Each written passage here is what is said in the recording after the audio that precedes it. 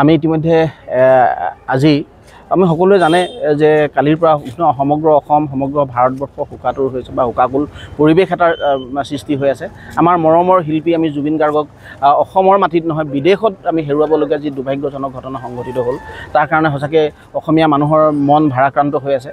তাৰ উপৰি আমি গোটেই ঘটনা প্ৰবাহটো যদি আমি লক্ষ্য কৰোঁ আমি এটা কথা দেখিছোঁ যে আমাৰ মৰমৰ শিল্পীজনক আচলতে হত্যাকাণ্ডৰ সংঘটিত হ'ল নেকি এনেকুৱা ধৰণৰ আমি এটা পৰিৱেশ দেখিছোঁ। গোটেই ঘটনা প্ৰবাহটো যদি চাওঁ আমাৰ কোনো এজন ৰোগীয়া মানুহক আচলতে এনেকৈ অকলশৰে লৈ যোৱাটো আচলতে নিজৰ পৰিবাৰক শেষ মুহূৰ্তত টিকেটটো কেঞ্চেল হোৱা গোটেই ঘটনাটো আমি যদি চাওঁ এইটো এটা পৰিকল্পিত হত্যাকাণ্ডগতে আমি অনুভৱ কৰিছোঁ। আৰু সেইকাৰণে আমি ইয়াৰ যিখন মুখ্য আয়োজক আমাৰ শ্যাম কানু মহন্তৰ বিৰুদ্ধে আমি এজাহাৰ দাখিল কৰিছোঁ। এইকাৰণে তেখেতৰ অসাৱধানতাৰ কাৰণে তেখেতৰ অদায়িত্বশীলতাৰ কাৰণে অকল ব্যৱসায়িক মনোবৃত্তিৰ কাৰণে আচলতে আমাৰ সম্পদজনক হেৰুৱালোঁ বুলি আমি অনুভৱ কৰি তেখেতৰ ওপৰত আমি এজাহাৰ দিছোঁ।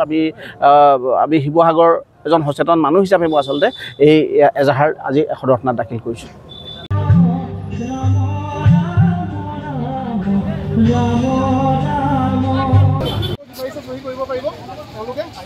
জুবিনদাক ভাল পোৱা সকলো আহিব পাৰে তেওঁলোকে নিজৰ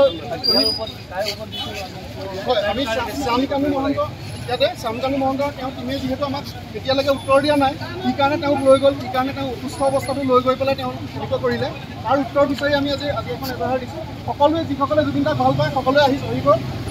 আজি জুবিন গাৰ্গ ফেন ক্লাব যোৰহাটে যোৱাকালি জুবিন গাৰ্গৰ যি আকস্মিক দুৰ্ঘটনাত জুবিন গাৰ্গ মৃত্যু হ'ল আৰু তাৰ কাৰণে শ্যাম কানু মহন্ত নামৰ যিজন বেপাৰীয়ে জুবিন গাৰ্গৰ লগত ইমান দিন বেপাৰ চলাই আছিলে আৰু তেওঁৰ ওপৰত আমি জুবিন গাৰ্গ ফেন ক্লাব যোৰহাটে এজাহাৰ দাখিল কৰিছোঁ। আৰু আমি দাবী জনাইছোঁ অতি সোনকালে জুবিন গাৰ্গৰ কেনেকৈ মৃত্যু হ'ল।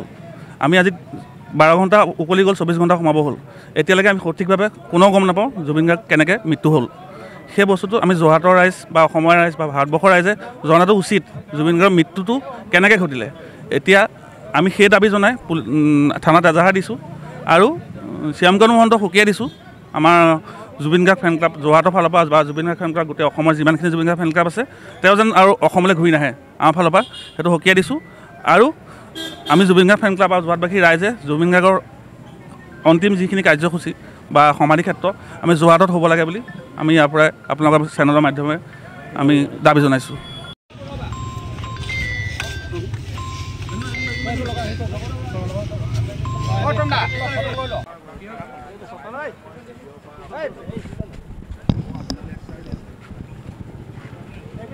এফআইআৰ পৰিছে আমাৰ যোৰহাটৰ গোটেই অনুৰাগী চবে দিছে।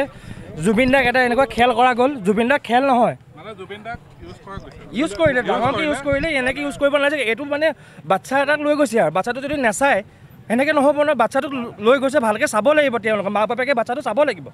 এনেকৈ যদি এৰি দিয়ে পানীত বাচ্ছা পৰিবই।